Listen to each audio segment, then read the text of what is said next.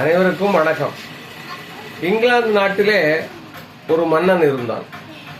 அவன் பேராசை பிடித்தவனாக இருந்தான். அவர் ஆடைகளை அணிவதிலே மிகவும் ஆர்வமுடையவனாக இருந்தார். மக்களை பற்றி சிந்திப்பதே இல்லை. ஒரு நாள் அவரை சந்திப்பதற்காக 2 பேர் வந்தார்கள். அந்த 2 பேரும் சொன்னார்கள், மன்னா, நாங்கள் ஒரு புதிய வகை ஆடையை நெய்ய இருக்கிறோம். அந்த ஆடையை நீங்கள் அணிந்தால் உங்களை எல்லோரும் பாராட்டுவார்கள் என்றார். இந்த ஆடையினுடைய முக்கியத்துவம் என்ன என்று மன்னர் கேட்டார்.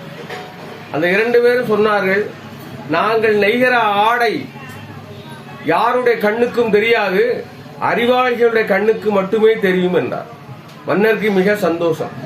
இந்த ஆடையை அணிந்து விட்டால் நாம் எல்லோரும் பாராட்டப்படுவோம்.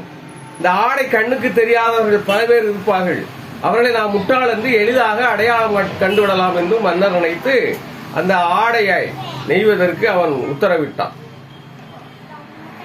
அவர்களுக்கு எல்லா உதவிகளையும் செய்து கொடுத்தான். ஒரு நாள் ஒரு மூத்த அமைச்சரை அழைத்து, அவர்கள் ஆடை நெய்து கொண்டிருக்கிறார்கள், நீ அவர்களை போய் பார்த்து வா என்று சொன்னார். அந்த மந்திரியும் போனார். போய் பார்த்தால் அங்கே ஆடை இல்லை. ஆடை இல்லையே, என் கண்ணுக்கு தெரியவில்லையே என்று சொன்னால் இந்த அமைச்சர் முட்டாளாகி விடுவான், இந்த மந்திரி முட்டாளாகி விடுவான்.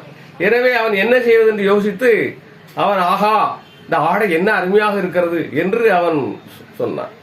மன்னரிடமும் போய் அதைத்தான் சொன்னான். மன்னா, இதே மாதிரி ஆடையை நான் இதுவரைக்கும் பார்த்ததில்லை, மிக அழகாக இருக்கிறது, உங்களுக்கு மிகவும் பொருத்தமாக இருக்கும் என்று சொல்லிவிட்டு வந்து விட்டான். இறுதியாக மன்னரும் போய் பார்த்தார் அந்த ஆடையை. மன்னருடைய கண்ணுக்கும் அது தெரியவில்லை. ஆடை தெரியவில்லை என்று சொன்னால் மன்னன் முட்டாளாகி விடுவான் அல்லவா? எனவே மன்னன் யோசித்துக் கொண்டிருந்தான். ஆஹா, என்ன செய்வதென்று விழித்துக் கொண்டிருந்தான். அவனும் சொன்னான், ஆஹா, இதே மாதிரி ஆடையை நான் இதுவரைக்கும் பார்த்ததே இல்லையே, அருமையாக இருக்கிறது என்று சொன்னான்.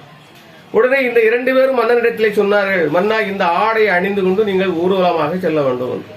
மன்னருக்கு தட்ட முடியவில்லை. இது ஆடையே இல்லை என்று சொன்னால் மன்னர் மாட்டிக்கொள்வார் அல்லவா? எனவே அவர்களுக்கு இந்த ஆடையை அணிந்து மன்னரை ஊர்வலமாக அழைத்து சென்றார். யாருமே மன்னர் ஆடை அணியவில்லையே என்று யாருமே சொல்ல முடியவில்லை. அப்படி சொன்னால் எல்லோரும் முட்டாளாகி விடுவார்கள் என்று யாருமே சொல்லவில்லை. மன்னர் ஊர்வலமாக அழகாக தெரு தெருவாக போய்கொண்டிருக்கிறார் ரதத்தில. ஒரே ஒரு சிறுவன், அவன் மாசற்றவன் அல்லவா, அவன் வந்து சொன்னான். அவனை பார்த்து விட்டு, அரசரை பார்த்து விட்டு சொன்னான், ஆஹா, மன்னர் நிர்வாணமாக அல்லவா செல்கிறார், ஆடையணியாமலே செல்கிறார், இவன் ஒரு மன்னனா என்று சிறுவன் கூச்சலிட எல்லோரும் அப்போதுதான் புரிந்து கொண்டார்கள், நாம் தவறு செய்து விட்டோமே என்று.